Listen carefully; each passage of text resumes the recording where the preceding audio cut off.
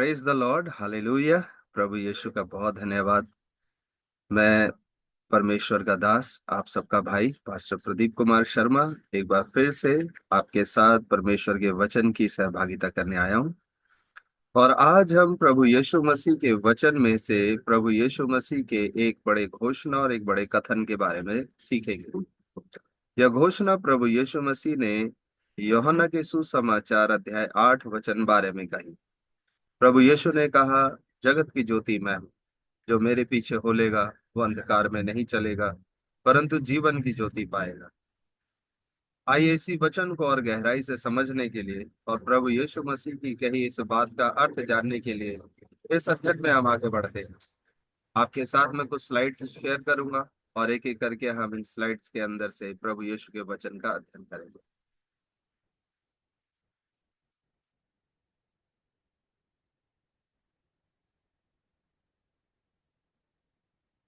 आपके सामने जो स्लाइड मैंने इस समय रखी है, यहाँ का विषय लिखा हुआ है, यीशु जगत की ज्योति है।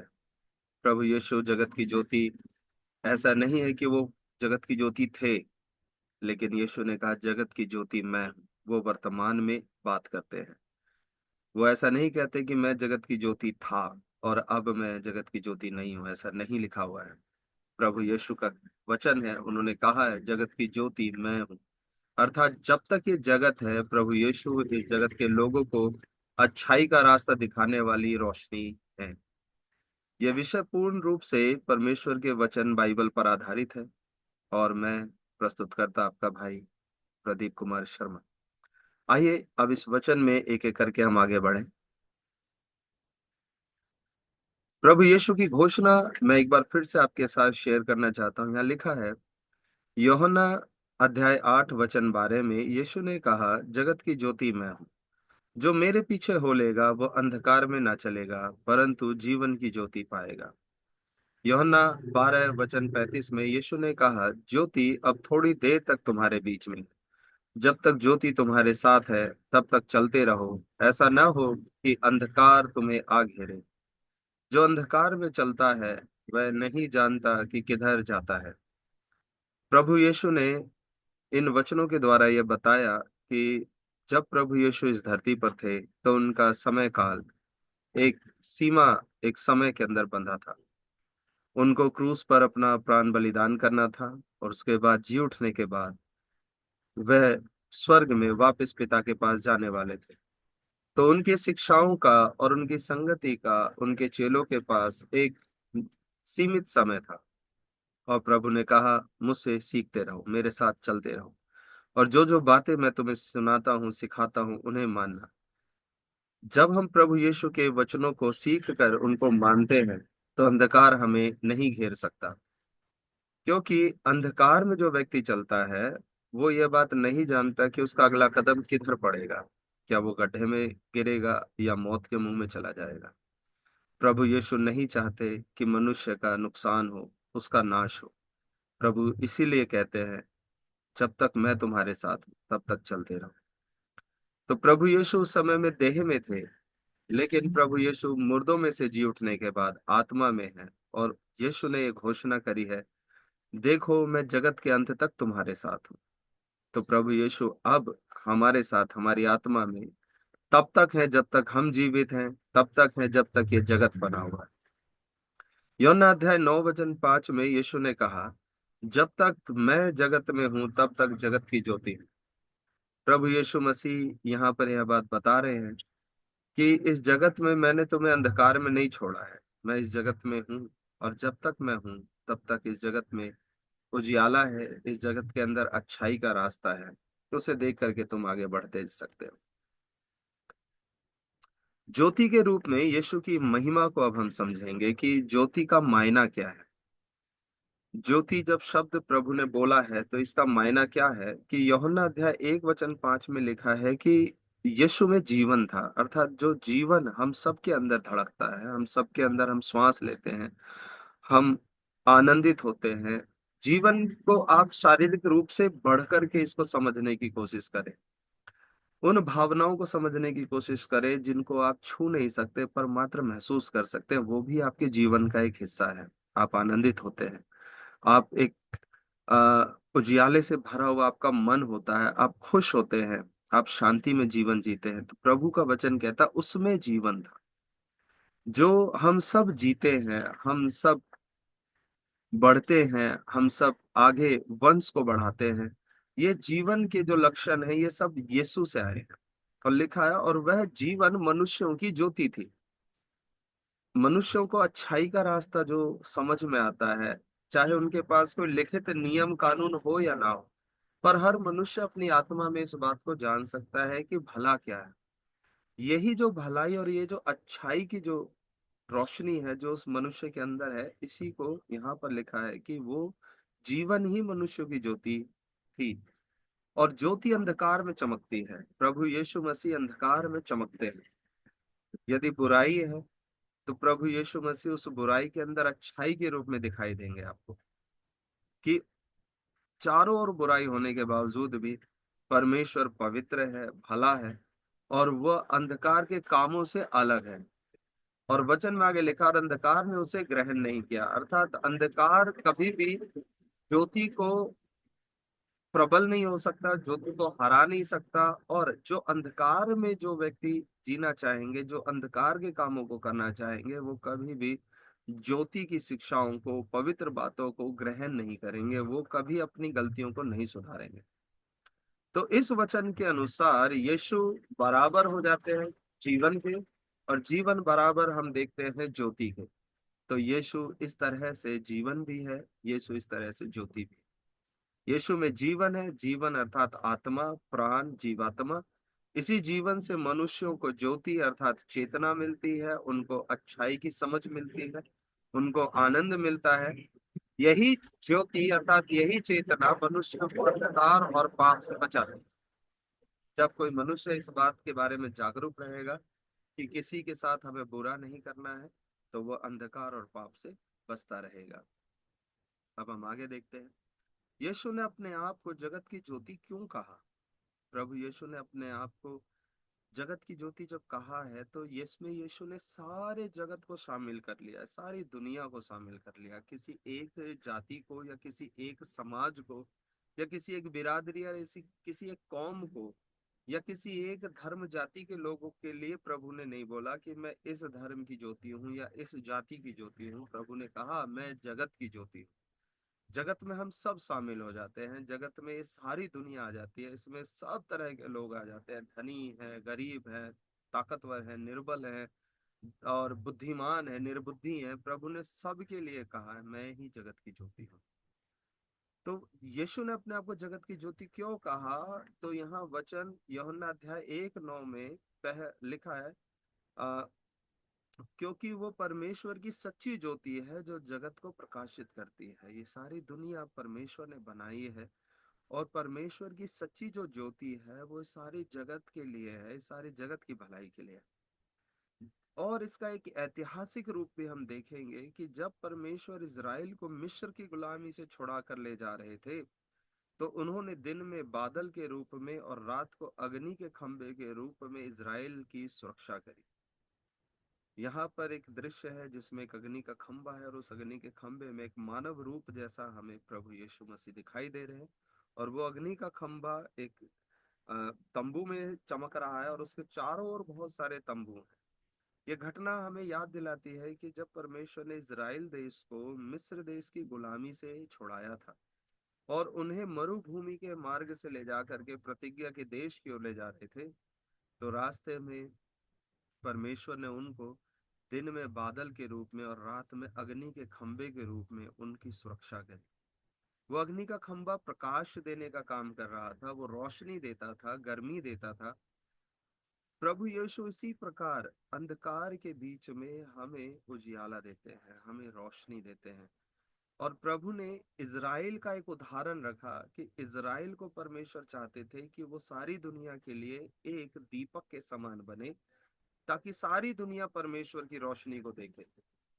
परंतु इज़राइल कहीं परमेश्वर के वचनों से भटक गया, इज़राइल के लोग परमेश्वर के वचनों में भूल चूक कर गए, उन्होंने पाप किया और वे एक ज्योति ना बन सके। लेकिन प्रभु यीशु ने इस जगत को नहीं छोड़ा। अब हम आगे देखते हैं, बादल और अग्नि परमेश्वर की महिमा थी। परमेश्वर की पवित्र उपस्थिति का प्रतीक चिन्ह था बादल और अग्नि। उस शाश्वत, उस अद्भुत, अपूर्व परमेश्वर की महिमा अर्थात उसकी जो रोशनी जो थी, उसकी जो उपस्थिति जो थी, वो बादल और अग्नि के रूप में इज़राइल ने देखी थी।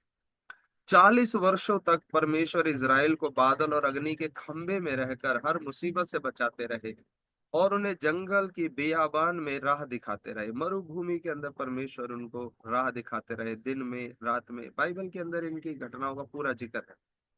इसी अग्नि के खंभे के द्वारा परमेश्वर ने इज़राइल के अंधियारे को उजियाले में बदल दिया। नहीं तो रात में एक बियाबान के अंदर जहाँ कोई घर नहीं, कोई रोशनी नहीं, आप कैसे जिएंगे?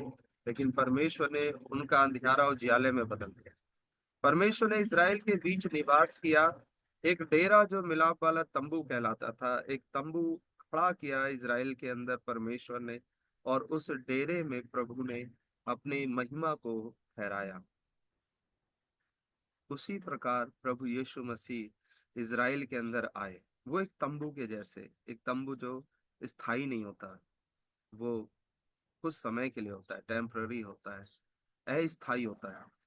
प्रभु ने मानव देह लिया, एक अस्थायी तंबू, जो एक समय में उसे क्रूसित होना था, उन्हें अपने प्राण देने थे।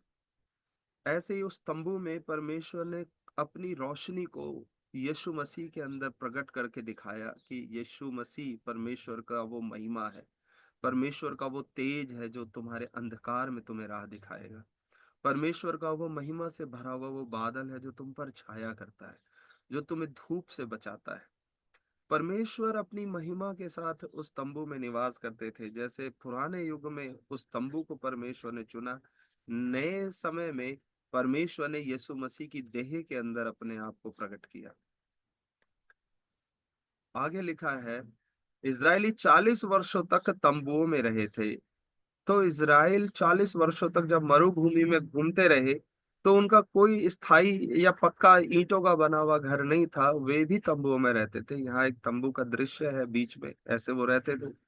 एक दृश्य है जहां पर परमेश्वर का मिलाप का तंबू बनाया और उसमें अग्नि का खंबा दिख रहा है, और एक दृश्य है जहां पर एक बादल है और एक बड़ी भीड़ उस बादल के पीछे चल रही है। तो ये 40 वर्षों तक होता रहा। और परमेश्वर चाहते थे कि जब इज़राइल पक्के घरों में रहने लगे, जब वो समय आए जब इज़राइल का अपना देश हो और वो पक्के घरों में रहे, तब भी वो अपनी इस बियाबान की यात्रा को याद रखें कि कैसे परमेश्वर उन 40 वर्षों में उनके साथ रहा और उनको किसी को उनका नाश करने नहीं दिया। कोई उन पर दुश्मन चढ़ाई ना कर सका, क्योंकि परमेश्वर उनके बीच था। एक समय था, इसलिए परमेश्वर ने उनको झोपड़ियों का पर्व मनाने की आज्ञा दी कि इज़राइल जब अपने देश में आ जाए, अपने पक्के घरों में आ जाए, अपनी खेती करने लगे, सब कुछ उसका हो, ऐसे समय में वो अपनी इस यात्रा को ना भूल जाए, इस ऐतिहासिक वक्त को ना भूल जाए। तो परमेश्वर ने उनको बोला कि तुम हर वर्ष एक समय होगा जिसमें 7 दिनों के लिए तुम झोपड़ियों में रहना। आपने चाहे घरों में बनाना, चाहे बाहर बनाना, पत्तों का, झोपड़ियों का, कपड़ों का वो घर बनाना, छोटा सा घर, और उसमें तुम वो समय बिताना अपने परिवार के साथ, ताकि तुम याद कर सको कि तुम्हारा इतिहास क्या था। इससे हमें ये भी सीखने को मिलता है कि मनुष्य पक्के घरों में और महलों में रहने लगे, लेकिन वो ये ना भूल जाए कि उसका जीवन इस धरती पर एक तंबू के जैसा है। कुछ समय बाद ये तंबू उठ जाने वाला है।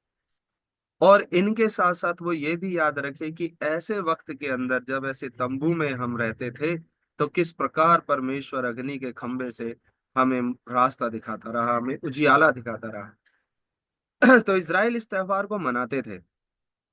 और इज़राइल जब अपने देश में बसा, तो उन्होंने परमेश्वर के लिए एक पवित्र भवन का निर्माण किया। एक ऐसा भवन जो सोने से मंढ़ा हुआ था, परमेश्वर का मंदिर उसे बोला गया, और इज़राइल के राजा सुलेमान ने उसे बनाया। और जब उसके लिए सुलेमान राजा ने समर्पण करा कि यह मंदिर परमेश्वर मैं आपको समर्पित करता हूँ, आप इसे अपनी उपस्थिति के लिए रखें, आप यहाँ आकर के निवास करें, तो जो परमेश्वर स्वर्ग में नहीं समाता, जो परमेश्वर ऊंचे स्वर्ग के अंदर नहीं आता, वो हाथ के बनाए मंदिर में कैसे आ जाता? तो भी परमेश्वर ने सुलेमान से एक वचन दिया कि मेरी दृष्टि, मेरे कान इस भवन की ओर लगे रहेंगे, और जो भी प्रार्थनाएं इस जगह से की जाएंगी उन्हें मैं सुनूंगा। बस ये एक करार है कि वो व्यक्ति नम्र हो, दीन हो, और अपने पापों से पश्चाताप करे, और मैं उसकी प्रार्थना को सुनूंगा। तो इज़राइल ने परमेश्वर के लिए मंदिर बनाया और परमेश्वर से विनती करी कि उसमें निवास करे। और परमेश्वर ने उनसे यही बोला कि जो ऊंचे स्वर्ग में नहीं समाता, उन्होंने वचन दिया कि उनकी दृष्टि और कान उस भवन की ओर लगे रहेंगे ताकि उनकी प्रार्थना सुन सके। परंतु जब तक वे लोग नम्र और दीन बने रहेंगे और परमेश्वर की आज्ञाओं को मानेंगे और पवित्र बने रहेंगे। तो इज़राइल ने परमेश्वर के लिए जब भवन बनाया तो उस भवन में परमेश्वर की महिमा भर गई। एक बादल, एक रोशनी उस भवन के अंदर समा गई कि कोई उस भवन में खड़ा नहीं रह पाया। यही रोशनी, यही उजियाला, यही महिमा है परमेश्वर की। और यही रोशनी, यही उजियाला, यही महिमा प्रभु यीशु मसीह है। और वो हमारे जीवन में आता है। और इज़राइल की हकीकत क्या थी कि इज़राइल मंदिर बनाने के बाद घमंड में फूल गए, और उनको लगने लगा अब तो हम जैसा चाहे वैसे जिए, और इज़राइल परमेश्वर को भूल गया। इज़राइली पक्के घरों में रहने लगे और अपना देश बना लिया।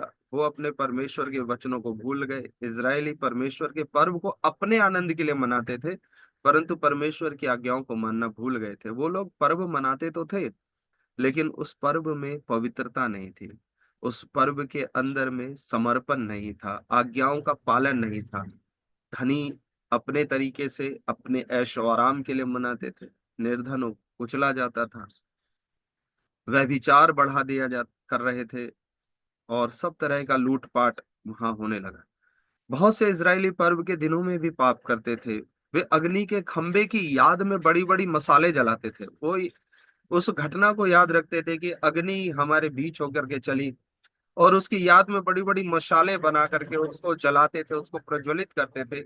परंतु उनके अंदर की ज्योति बुझ गई थी। उनके अंदर पाप का अंधकार इतना भर गया था कि अंदर की ज्योति बुझ गई थी। उन वो परमेश्वर को छोड़ करके विभिन्न प्रकार के ईश्वरों को और मूर्तियों को पूजने लग गए थे। उनके अंदर अंधकार समा गया, वह विचार में वह विचार करने लगे, हत्या करने लगे। ये सब चीजें इज़राइल के अंदर आ गई, और ऐसे समय में परमेश्वर की जो महिमा है वो बहुत दुखित हुई। इज़राइल के प्रधान और अगुवे अंधों के समान हो गए थे। इज़राइल के जो मुखिया थे वो लोग ऐसे हो गए थे जैसे अंधे हैं, उन्हें मार्ग नहीं दिख रहा, और वो खुद भी भटक रहे हैं और अपने पीछे चलने वाले लोगों को भी भटका रहे थे। उन्होंने शैतानों को पूजने लगे। वो अपने बच्चों को होम बलि आग में डाल देते थे, और शैतानों को पूजते और उनके से काम करने लगे। उन्होंने व्यभिचार किया, हत्या करी, विधवाओं के घर छीन लिया, और देश में अत्याचार बढ़ गया। परमेश्वर के दासों को सताया, अपमानित किया, और बहुतों की हत्या कर डाली। जो कोई उनको टोकता था, परमेश्वर की आज्ञाओं को उनको याद दिलाता था, जो जो मुखिया थे, जो राजा थे, जो बड़े बड़े महायाजक थे, उन्होंने उनको मारा। वे ऐसे अंधे अगुए थे जो दूसरों को भी गड्ढों में गिरा दे।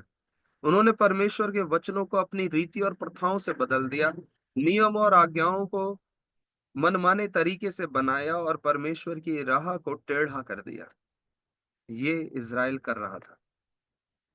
और ऐसे में परमेश्वर का आत्मा दुखित हुआ, और परमेश्वर की महिमा मंदिर से उठ गई। जो उजियाला, जो रोशनी उस मंदिर में भरी थी, परमेश्वर ने देखा कि उन्होंने वचनों को तोड़ा है, परमेश्वर के नियमों को और परमेश्वर के करार को तोड़ दिया है। तो परमेश्वर ने अपनी महिमा को उस मंदिर से उठा लिया। यहेजकेल अध्याय 10 में हम इसके बारे में पढ़ते हैं।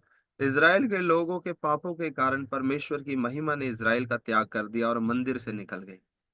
यह परमेश्वर की महिमा ही परमेश्वर की ज्योति और परमेश्वर की उपस्थिति थी, जिसके बारे में प्रभु यीशु कहते हैं कि वो ज्योति मैं हूं। एक लंबे समय तक इज़राइल से परमेश्वर मुंह मोड़े रहा, परंतु इज़राइल ने फिर भी सुधार नहीं करा। संसार परमेश्वर की महिमा इज़राइल में देखना चाहते थे, परंतु इज़राइल नहीं दिखा सका। परमेश्वर ने तो इज़राइल को चुना था सारी दुनिया के लिए, एक उदाहरण बनाने के लिए कि कैसे ये लोग मेरी आराधना करते हैं वैसे तुम भी करो, कैसे ये लोग मेरी आज्ञाओं को मानते हैं वैसे तुम भी करो, तो जैसे मैं इन्हें आशीष दे रहा हूं मैं तुम्हें भी आशीष दूंगा। लेकिन उन्होंने ऐसा नहीं किया। तब परमेश्वर ने यीशु मसीह को भेजा। प्रभु यीशु इज़राइल में इसीलिए आए ताकि उनको बता सके कि तुम्हारा उद्देश्य क्या था और तुमने क्या किया। यीशु को भेजने के बाद हम यहाँ पढ़ते हैं कि वो क्या करने के लिए आया, ताकि वो अंधियारे को दूर करे और सब मनुष्यों को सच्ची ज्योति दिखाए। प्रभु यीशु वही परमेश्वर की महिमा है। जो महिमा मंदिर से उठ के चली गई थी, प्रभु यीशु मसीह में वो ही महिमा उस वक्त प्रकट हो गई जब प्रभु यीशु मसीह बपतिस्मा प्रभु ने जिस जिस समय लिया, पवित्र आत्मा उनके ऊपर आ उतरा, क्योंकि यीशु समर्पित थे। उसके बाद प्रभु यीशु एक बार एक पर्वत के ऊपर थे, और उस पर्वत पर प्रभु जब खड़े होकर के परमेश्वर की महिमा कर रहे थे, उससे प्रार्थना कर रहे थे, तो उनका रूप बदल गया। वो उनका चेहरा सूर्य के समान चमकने लग गया, और उनके वस्त्र हिम के जैसे, पाले के जैसे सफेद हो गए, और रोशनी उनमें से निकलने लगी, और इतनी महिमा हो गई कि परमेश्वर के भक्त लोग, जो पवित्र लोग थे, जो पहले कभी परमेश्वर के पास चले गए थे, वो वहां प्रकट हुए यीशु मसीह का दर्शन करने के लिए। तो यहाँ लिखा है कि लोगों को यीशु अंधकार से बचाए। यीशु मसीह ने पाप रहित जीवन जीकर दिखाया। प्रभु यीशु इंसान बन करके जब इस दुनिया में रहे, तो उन्होंने पाप नहीं किया। उन्होंने ऐसा जीवन जी करके दिखाया कि एक मनुष्य ऐसा जी सकता है यदि वो परमेश्वर की इच्छा के अनुसार चले। और परमेश्वर की सब आज्ञाओं को मान करके दिखाया, उन आज्ञाओं को भी माना जिसमें उनको चोटें लगी, उनको क्रूस पर चढ़ा दिया। यीशु मसीह ने पवित्र रहकर संसार की सब परीक्षाओं का सामना किया और कभी पाप नहीं किया। तो ये उदाहरण प्रभु ने इज़राइल को दिखाया कि तुम ऐसे होने के लिए बुलाए गए। यीशु के रूप में परमेश्वर की महिमा ने एक बार फिर मंदिर में प्रवेश किया। प्रभु यीशु मसीह जब बालक थे, छोटे थे, जब वो मंदिर में समर्पण के लिए लेके जाए गए थे, तो वहां परमेश्वर के कुछ चुने हुए ऐसे भक्त थे जो कह रहे थे कि जब तक परमेश्वर हम तेरे मसीह को ना देख लें, मृत्यु तुम्हें नहीं छुएगी। ये उनके पास वादा था। और जब उन्होंने प्रभु को बाल रूप में देखा, तो उन्होंने कहा कि अब मैंने तेरे उद्धार को देख लिया है। ये परमेश्वर की महिमा है। प्रभु यीशु जब 12 वर्ष के हुए, वो मंदिर में थे, और प्रभु यीशु ने बड़े बड़े विद्वानों को, व्यवस्थापकों को, शास्त्रियों को ऐसे ऐसी बातें कही कि वे हैरान हो। उसके बाद प्रभु मंदिर में आते थे, और मंदिर में आकर के परमेश्वर का वचन सुनाते थे और लोगों को चंगाई देते थे। तो यीशु ने लोगों को सिखाया कि उन्हें परमेश्वर के पास लौटना है। हाँ जी।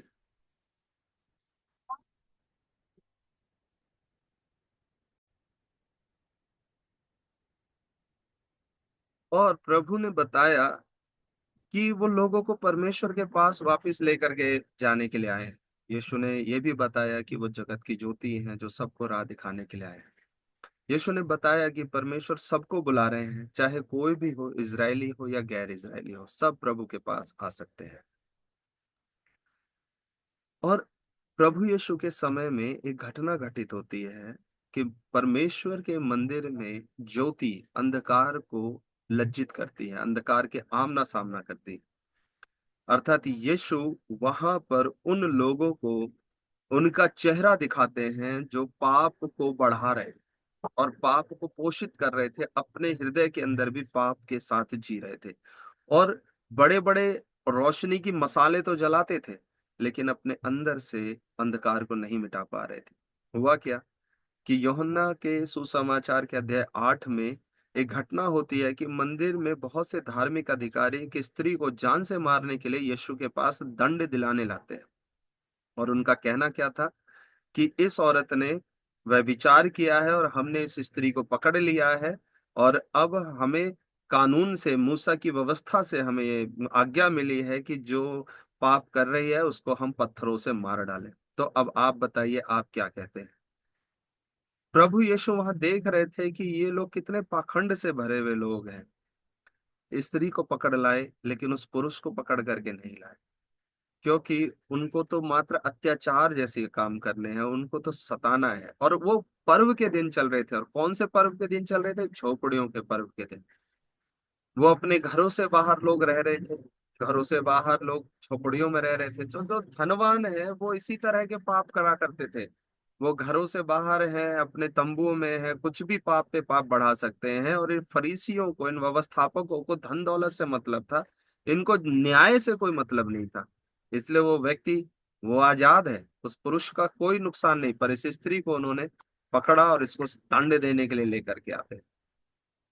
अब प्रभु यीशु मसीह जो कि वहां पर उपस्थित हैं, और हमने पढ़ा कि परमेश्वर का उजियाला उनमें प्रकट हुआ, और वो परमेश्वर की महिमा है, और वो परमेश्वर के भवन में है। और अब वो स्त्री उनके सामने न्याय के लिए वहां पर गिड़गिड़ा रही है, या वो वहां पर है, वो कुछ बोल भी नहीं रही है उसका, वो कुछ कह भी नहीं सकती कि मुझे माफ करो या मुझे बचाओ। न, कुछ नहीं कह सकती। उसके सामने अब एक मौत है, एक दोष है कि उसे व्यभिचार करते हुए पकड़ा गया है। और तब प्रभु यीशु मसीह ने वचन कहा कि जिसने पाप ना किया हो, जिसने पाप ना किया हो, वह व्यक्ति जो निष्पाप हो, वह इस स्त्री को पहला पत्थर मारे। और प्रभु ने जब ऐसा कहा, तो वहां पर उपस्थित जितने भी वो लोग थे, बड़े से लेकर छोटे तक, सब के सब वहां से चले गए। क्योंकि सबके जीवन में पाप था। और पाप कैसे प्रकट होता है? वचन में लिखा है, ज्योति अंधकार में प्रकट होती है, ज्योति अंधकार में दिखाई देती है। वो अंधकार से भरे हुए हृदय थे, और यीशु के वचन वहां दिखाई दिए कि जिसने पाप ना किया हो वो पहले पत्थर मारे। तो सबने तो पाप किया था, और सब के सब वहां से चले गए। परंतु निष्पाप कोई भी नहीं था उनमें से जो पत्थर लेकर के खड़े थे। यही इस दुनिया की हकीकत है। हम लोगों को सजा देना चाहते हैं, हम उनके पापों का लेखा लेना चाहते हैं, हम उन्हें दंडित करना चाहते हैं। लेकिन हम अपने खुद के पापों के बारे में खामोश हो जाते हैं, मौन हो जाते हैं, चुप हो जाते हैं। और प्रभु वहां एक बड़ी रोशनी के समान खड़े थे। वो औरत वहां रह गई, प्रभु वहां रह गए। तो प्रभु ने उस स्त्री से पूछा कि वे सब कहाँ गए, क्या किसी ने तुझे दंड नहीं दिया? तो उस स्त्री ने कहा, प्रभु किसी ने नहीं दिया। तब प्रभु ने कहा, जा, मैं भी तुझ पर दंड की आज्ञा नहीं देता हूँ, जा और फिर से पाप मत करना। तो परमेश्वर ने एक नए जीवन को वहां पर दिखाया। यीशु अंधों की आंखें खोलते और पापियों को माफ करते हैं। ये अंधे, शारीरिक अंधे की बात नहीं कर रहा हूं मैं, पर ये वो अंधे हैं जो आत्मिक रूप से अंधे हो गए और पाप के रास्ते में जा रहे हैं, अंधकार में जी रहे हैं।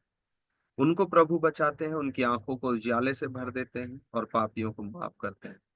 तो प्रभु यीशु मसीह कितना दयालु है।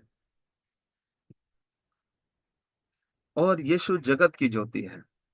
अब हम इस विषय पर आ जाते हैं। यहाँ पर वो दृश्य है, आपके सामने है, जहाँ प्रभु का रूप प्रकाशित हो गया है। और एक दृश्य है जहाँ पर प्रभु के चेले उस रोशनी से भरे हुए हैं, उनके सब के ऊपर वो रोशनी चमक रही है। यीशु कहते हैं, जगत की ज्योति मैं हूँ, जो मेरे पीछे होलेगा वो अंधकार में नहीं चलेगा, परंतु जीवन की ज्योति पाएगा। और प्रभु यीशु ने अपने चेलों से, अपने अनुयायियों से, अपने विश्वास करने वालों से कहा कि तुम जगत की ज्योति हो, और इसलिए ज्योति के संतान के समान तुम व्यवहार करो। हालेलुया। प्रभु कहते हैं, ज्योति के संतान के समान तुम व्यवहार करो, कि तुम्हारे अच्छे कामों को देख करके लोग तुम्हारे पिता परमेश्वर को महिमा दें। तो परमेश्वर का हम धन्यवाद करते हैं। मैं आपको सबको बहुत धन्यवाद करता हूं कि आपने इस वीडियो को देखा। यदि ये वीडियो आपको पसंद आती है, आप इसे औरों को भी साथ शेयर कर सकते हैं। परमेश्वर आपको बहुत आशीष दे। आप सबको प्रभु यीशु मसीह के नाम में